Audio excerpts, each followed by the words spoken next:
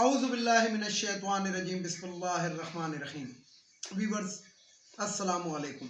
Viewers, मैं हूं आपका मेज़बान सैयद अहमद समी और आप देख रहे हैं सैयद अहमद समी यूट्यूब चैनल रावलपिंडी इस्लामाबाद से। वीवर्स, कल मैं अपनी वीडियो रिलीज़ नहीं कर सका।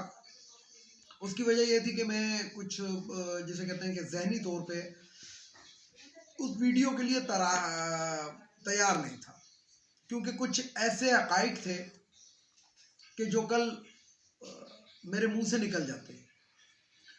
तो बहरहाल आज आपके सामने हाजिर हैं और जो छड़ी का एक ताकतवर मंबा जो कहलाता है छड़ी, वो आज जो थी जनरल आसिम साहब को दे दी गई और बाजवा साहब वर्दी के बगैर हो गए। साजिशी टोला था बहुत बड़ा, साजिश की मुल्क के खिलाफ, कौम के खिलाफ, आवाम के खिलाफ। यानी कि आप इससे अंदाज़ा लगाएं कि क्या कुछ नहीं किया, यानी कि मुल्क और कौम को किस नेज के ऊपर ला के खड़ा किया। और मैं अक्सर कहता था कि आफरीन है उन लोगों के ऊपर, किस मुंह से वो एक चोर उचक्के को सलूट मारते होंगे। तो पता लग गया कि मुंह वही था कि फिटे मुंह था।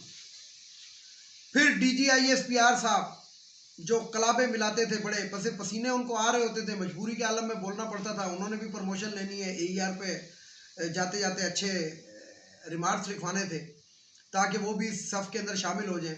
फिर DGISI जो कहते थे मेरी तस्वीर ना आए, मेरी इसलिए नहीं आए, ये ना आए, मेरी असलियत सबके सामने ना आए। वो इसीलिए कहता था, वो इसीलिए वो शख्स कहता था कि करतूत सामने ना आए, मुंह दिखाने के काबिल नहीं थे, इसलिए मुंह ना दिखाया जाए, इसलिए चेहरा ना दिखाया जाए, इसलिए तस्वीर भी किसी उस पर ना दिखाया जाए। लेकिन प्रेस कॉन्फ्रेंस में बहुत आया और आकर बताया कि जनाब ये है, वो है, साइफर ऐसा है, फलाना है, ढिमकाना है। इमरान खान ये पेशकश करता रहा। इमरान खान ने तो एक दफ़ा एक्सटेंशन दे दी थी। अगर इंसान के बच्चे बन के रहते तो वो कोई मसला नहीं था। इमरान खान तो यही कह रहा है कि मैंने तो ये कहा था कि जनाब इस मुल्क और कौम के साथ गद्दारी होगी अगर आपने, और इकॉनमी ड्रप हो जाएगी। लेकिन कौम के जज्बात के साथ, कौम के एहसासात के साथ, कौम के साथ खिलवाड़ खेला गया। किसने खेला और किन के साथ मिलके खेला? उनके साथ मिलके खेला जो इस पाकिस्तान के ऊपर चोर चक्कों की हुकूमत है। साइफर आया और साइफर के ऊपर जनाब शहबाज शरीफ, याद होगा व्यूवर्स के, जब सूरी ने, यानी कि जो कौमी असम्बली के जो उस वक़्त स्पीकर थे, जब उसने वो अदम एतमाद जो थी वो कैंसिल की थी, तो इस शहबाज शरीफ का मुंह देखने वाला था। यूट्यूब के ऊपर, फेसबुक के ऊपर मौजूद है, सर्च मारे निकल आएगा कि इसका मुंह देखने के काबिल था। ये वो भयानक किस्म के चेहरे हैं, ये वो खौफनाक किस्म के चेहरे हैं, ये वो कातिल चेहरे हैं जो अरशद शरीफ से, लास्ट कत्ल अरशद शरीफ का वहां से शुरू होके आप पीछे चले जाएं मॉडल टाउन और उससे बहुत पीछे तक चले जाएं, तो ये वो कातिल चेहरे हैं। बहरहाल पाकिस्तान के अंदर एक ये जो तब्दीली आई है आर्मी चीफ की, तो उसको लोगों ने चांद रात से ताबीर किया कि चांद रात है आज। और ताकतवर जितना भी हो कानून के घेरे के अंदर आ जाता है, बशर्ते के पाकिस्तान की अदालतों के अंदर जो जज हैं वो इंसाफ देने वाले हैं और सही जजेस हो, उन्होंने भी डॉलर ना लिए हो, उन्होंने भी किसी साजिश का हिस्सा ना बने हो। लेकिन मसला ये है कि एक ताकतवर शख्स पाकिस्तान के अंदर कभी भी कानून के शिकंजे में नहीं आता। याद होगा आपको कि एक वजीर था बलूचिस्तान का, कोयटा का, और उसने कोयटा के चौक के अंदर एक पुलिस वाले को उसकी गाड़ी ने उड़ा दिया था और उसके बाद वो बाइज्जत बरी हुआ और विक्ट्री का निशान बनाता हुआ निकला। तो ये हमारी अदालतों का हाल है। इन जजेस ने अल्लाह जाने जान देनी है कि नहीं देनी है, कब्र में जाना है कि नहीं जाना है। और मेरा ख्याल है कि उधर भी फिर बाजवा साहब को पेश कर दीजिएगा कि हाँ जी बाजवा साहब इसका जवाब दें, लेकिन उधर जवाब आपने देना। तो बहरहाल बात यहां से शुरू करते हैं कि जनरल बाजवा की इनिंग्स खत्म हो गई। आज जब उसने छड़ी हवाले की तो उसके बाद उसकी इनिंग्स खत्म हो गई। अब नए आने वाली हुकूमत का काम है, जो भी हुकूमत नहीं है, ये तो साजिशी टोला, ये तो हुकूमत नहीं है, लेकिन नेक्स्ट हुकूमत जिसकी भी आती है और ईमानदारी के साथ आती है, शफाफ इलेक्शन के साथ आती है, उनका काम है कि इस शख्स को कैफे किरदार तक पहुंचाए। पाकिस्तान के खजाने के अंदर 7 अरब डॉलर पड़े हुए और इसके असासे जो है वो 12 अरब डॉलर के ऊपर पहुंचे। किस तरह पहुंचे? व्यूअर्स, मैं यहाँ पे इस बात को ज़रा सा रोकता हूँ। पाकिस्तान की मुसल्लह अफवाज की तादाद लाखों में है, दुनिया की छठी बड़ी या सातवीं बड़ी फौज है, और उसके अंदर अक्सरियत जो है वो निचले तबके की, यानी कि सूबेदार मेजर तक जो होता है वो निचला तबका कहलाता है। और निचले तबके का होता क्या है कि जब वो रिटायर्ड होता है तो किसी बैंक के बाहर चौकीदार बना हुआ बैठा होता है, किसी स्कूल के बाहर चौकीदार बना हुआ बैठा होता है, या सिक्योरिटी गार्ड की नौकरी कर रहा होता है। लेकिन ये लोग जो सारी जिंदगी जिन्होंने, जब ये कर्नल से ऊपर चले जाते हैं तो उसके बाद इनका खाना पीना भी इनकी जेब से नहीं होता, लाखों रुपए तनख्वाह लेते हैं, लाखों रुपए मराहत लेते हैं। जो इनकी पालिश करे, जो इनकी चापलूसी करे, वो कहां से कहां पहुंच जाता है, बेशक वो सिपाही क्यों ना हो, उसकी भी ऐसी, यानी कि इस तरीके से उसको प्रमोशनें मिलती हैं। जो चापलूस इनका सिपाही होता है कि आप सोच नहीं सकते। मैं इसका हिस्सा रहा हूं, मुझे मालूम है। दूसरा ये देखें कि इनके अरबों के असासे बन जाते हैं, इनके डिफेंस के अंदर बंगले बन जाते हैं, इनके अस्करियों के अंदर बंगले बन जाते हैं, इनके इतनी जायदादें होती हैं कि आप किसी भी ऐसे इलाके में चले जाएं जो पोर्श इलाका है और जिसके अंदर कोई प्लाट पड़ा हुआ है तो उस प्लाट के ऊपर लिखा होगा ब्रिगेडियर फलाना। जितने बड़े बड़े फार्म हाउस होंगे उनके ऊपर लिखा होगा ब्रिगेडियर, मेजर जनरल, जनरल, यही लिखा होगा। और इवन के मेजर भी लिखा होगा, बास के मेजर की भी। तो मकसद ये है कि पाकिस्तान इन्होंने पैसों से खरीदा, उन पैसों से खरीद लेते हैं। ये पाकिस्तान की अच्छी अच्छी जगह है कि जो पैसा इन्होंने, इसी अवाम का पैसा है, इसी अवाम को किसी तरीके से बेवकूफ बना के लूटा गया होता है। और जो निचला तबका है जो गोली खाता है, वो देखें तो वो किसी बैंक के बाहर या स्कूल के बाहर चौकीदार बना हुआ बैठा होता है। इस चीज से आप अंदाजा लगाएं कि हमारे मुल्क के अंदर अमीर अमीर तरीन है और गरीब गरीब तरीन, गरीब तर है, और इनको कोई पूछने वाला भी नहीं। अगर पूछो तो गुस्ताखी हो जाती है। आज ये हमारे सर से, पाकिस्तान की कौम के सर के ऊपर से एक वबाल टल गई है। वो वबाल टल गई है जिसने 22 करोड़ अवाम को फाका कशी पे मजबूर किया।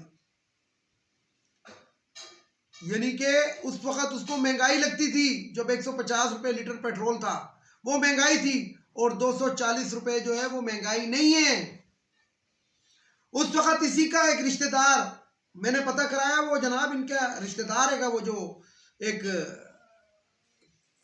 सरकारी मुलाजमीन का जो एक सदर बनकर आया था, जिसने ये रिज्यूम चेंज से पहले इस्लामाबाद के अंदर जनाब सड़कें ब्लॉक की थी।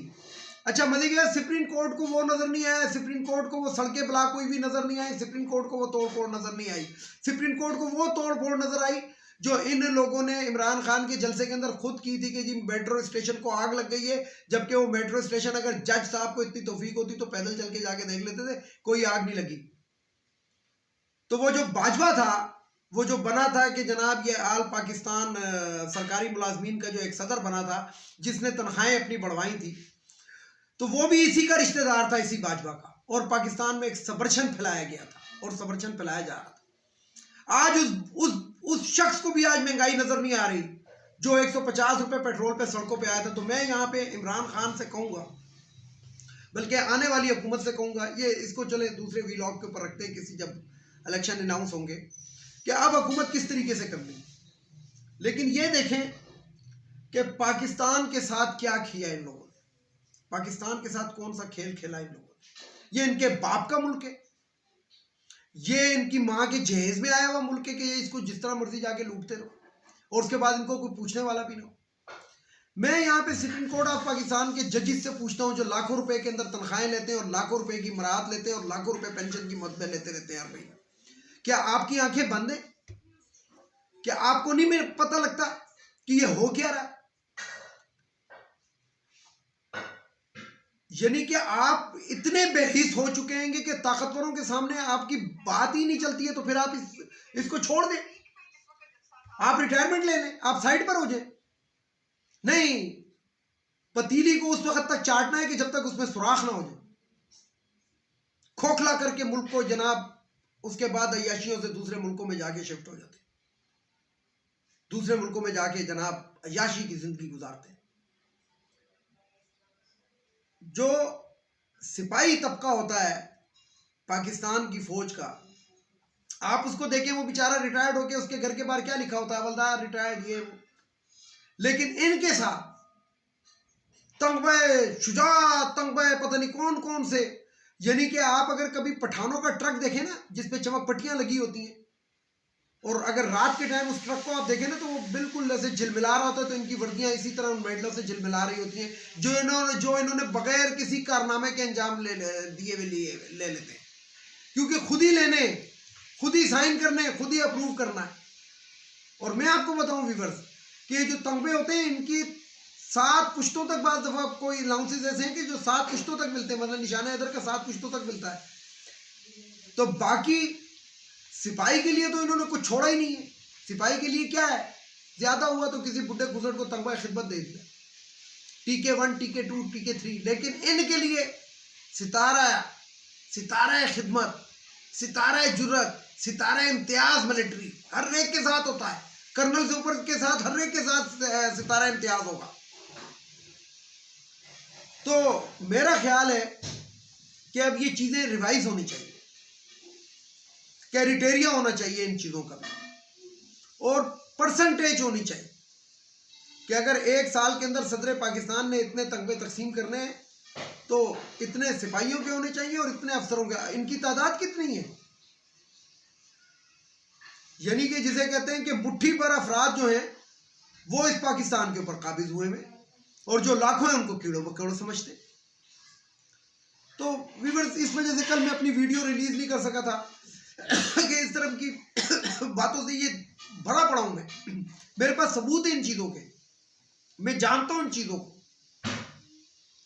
मकसद मैं आपको एक बात बताऊं कि अगर सिपाही शख्स से थोड़ी सी गलती हो जाए तो उसको क्या क्या सजाएं मिलती हैं, और ये पूरे मुल्क को गर्क करके चला गया, इसको क्या मिलेगा? इसको जनाब स्पेशल गाड़ी मिलेगी, नौकर चाकर मिलेंगे, बंगला मिलेगा, पेंशन की मुद में लाखों रुपए मिलेंगे, कंप्यूटर की मुद में करोड़ों रुपए मिलेंगे, और सारी जिंदगी ये याशी करता रहेगा, और पाकिस्तान को दिवालिया करके चला गया। और एक सिपाही जो सारी जिंदगी धूप के अंदर अपने खून को जलाता है, जो अपने जिस्म को जलाता है, जो खूबसूरत लड़के होते हैं वो काले से आप जिन बाबा बन जाते हैं, और उनको क्या मिलता है? आखिर में बूढ़ी बीवी और बैंक के सामने चौकीदारी की नौकरी। तो व्यूअर्स, ये कुछ बातें थी जो मैंने आपसे करनी थी, लेकिन एक्चुअल बात की तरफ आते हैं कि पंजाब हुकूमत हो गई, सरहद हुकूमत हो गई, जो इमरान खान ने ऐलान किया, जो पत्ता कार्ड खेला है, उससे हुकूमत की बड़ी बौखलाहट है। उस्मा बुखारी साहिबा कहती है कि इमरान खान के जलसे के अंदर टोटल 25,000 अफराद थे। अब उस्मा बुखारी से बंदा पूछे कि आप इमरान खान के जलसे की तादाद बता रही थी या अपनी शादियों की तादाद बता रही थी? इससे बड़ी तो बात मैं नहीं कर सकता, क्योंकि करैक्टर आपके सामने हर एक का। दूसरी चीज आप देखें, तिल भरने की जगह बीबीसी की रिपोर्ट मैंने शेयर की है, मैं जलसे में मौजूद था, मैंने बीबीसी की रिपोर्ट शेयर की है, जरा उसको देखें कि वो कहती थी बिलियंस ऑफ पीपल, मिलियंस का, उसने 1 मिलियन का नहीं लफ्ज, उसने मिलियंस, और 1 मिलियन में 10 लाख लोग होते हैं। टूल प्लाजों की रिपोर्टें चेक करें, मैंने सिर्फ एक पिंडी पिशावर के टूल प्लाजे का मैंने मोटरवे का मैंने वो लिखा था कि जनाब 1,13,000 गाड़ियां सिर्फ केपीके से इस्लामाबाद के अंदर दाखिल हुई है। तो बाकी आप लाहौर वाली जो है वो कल समी इब्राहिम ने बताई है, वो तो 1.5 लाख से भी ज्यादा है, 2 लाख से भी ज्यादा है। तो इनको शर्म आनी चाहिए। और मजे की बात यह है कि ये लोग जिनको उर्फ में आप में पटवारी कहते हैं, वो इन्हीं झूठों को मुंतखब करते हैं। कम से कम सच बोलना अपने लीडरों को तो सिखा दो, उसके बाद बेशक उनको मुंतखब कर लेना। 4 हफ्ते के लिए दवाई लेने गया था, आज तक नहीं आया, लंदन में सेरे कर रहा है, लेकिन पाकिस्तान की फ्लाइट में नहीं बैठ सकता कि जनाब उसको डॉक्टर ने मना किया। यही साग डार जो कुछ अरसे पहले मर रहा था बकौल उसको, आज वो वजीर खजाना, लेकिन इन पटवारियों को नजर नहीं आ रहा। पाकिस्तान के अंदर एक चपरासी से लेके एक मिनिस्टर तक सारे के सारे करप्ट इस टाइम। और मैं अक्सर अपने वीलॉग के अंदर कहता था कि इन्होंने एक ये नस्ल बनाई है, एक नस्ल अपने सरकारी दफातर के अंदर इन्होंने भर्ती की है, क्योंकि वो खुद रिश्वत दे के भर्ती हुए थे, और आज जो क्लर्क था वो उसी महकमे के अंदर डायरेक्टर या असिस्टेंट डायरेक्टर बना हुआ बैठा है। तो वो कैसे रिश्वत नहीं लेगा, वो कैसे चोरी चकारी नहीं करेगा, क्योंकि वो खुद ही चोरी के पैसों से आया।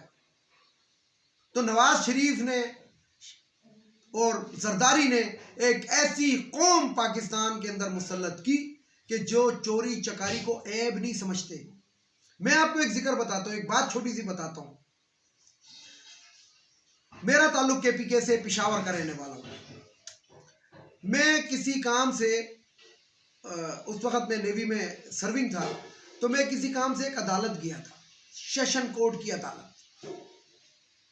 तो उधर एक जज का जो एक मुंशी पीछे बैठा होता है, वो जो रिकॉर्ड रूम में बैठा होता है, उसने मुझसे पैसों की डिमांड की। तो मैंने उसको ऐसे ही बोला, मैंने कहा तुम्हें तनख्वाह नहीं मिलती? तो कहता है तनख्वाह इसलिए नहीं होती कि यहाँ पे खर्च की जाए, तनख्वाह बैंक पे रखने के लिए होती है और खर्चा यहां से पूरा किया जाता है। तो व्यूअर्स, इससे इन लोगों की सोचों का अंदाजा लगाएं। अकरम दुर्रानी जो मुत्तहदा मजलिस अमल का वजीर आला केपीके था, उसकी गाड़ी का खर्चा मैंने एक दफा सिर्फ शेयर किया था, फेसबुक के ऊपर डाला था कि उसकी गाड़ी ने एक दिन के अंदर लाखों रुपए का पेट्रोल उसकी गाड़ी खाती थी। सिर्फ जेली बिल बनाए जाते थे, पूरे खानदान की गाड़ियां उसी पेट्रोल पंप से मुफ्त पे पेट्रोल भरती थी और आखिर में वो अकरम दुर्रानी की गाड़ी का एक वो इशू हो जाता था, जैसे कहते हैं कि जनाब ये अकरम दुर्रानी की गाड़ी में डाला है, लेकिन कोई पूछने वाला नहीं था। यही जो पाकिस्तान के बड़े बड़े महकमे एडिटर जनरल बने हुए बैठे हैं, इनको ये चीजें नजर नहीं आती थी, क्योंकि वो भी कोई रिटायर्ड जज ही होती। तो बहरहाल रिज्यूम चेंज ऑपरेशन जो बाजवा ने किया था वो बुरी तरह नाकाम हो गया और आज बाजवा भी अपने अख्ताम को पहुंचा। निकलो हमारे मुल्क से, ये हमारा मुल्क है, तुम्हारे बाप का मुल्क नहीं है, जाओ कहीं जाके मरदूद मर जाओ। पाकिस्तान को खरक करके चले गए, तुम्हें शर्म आनी चाहिए। इस वर्दी की तुमने लाज नहीं रखी, शहीदों की वर्दी, शहीदों की वर्दी कहते हो, और तुम शहीद हुए, तुम तो पाकिस्तान को शहीद करके जा रहे हो। तो तुम्हारे बाप का मुल्क नहीं है, निकलो इस मुल्क से। जितना खाना था तुमने खा लिया और नेक्स्ट हुकूमत का काम है कि आए और इन लोगों के ऊपर एक्शन ले, इनके ऊपर गद्दारी के मुकदमे बनाए। वीडियो को लाइक करें, शेयर करें, सब्सक्राइब करें, बेल आइकन के बटन को जरूर दबाएं ताकि मेरी नेक्स्ट वीडियो आपको मिल सके। इसके साथ ही इजाजत चाहता हूं तमाम देखने वाले सुनने वालों को। अल्लाह हाफिज। और आखिर में वही नारा, पाकिस्तान जिंदाबाद।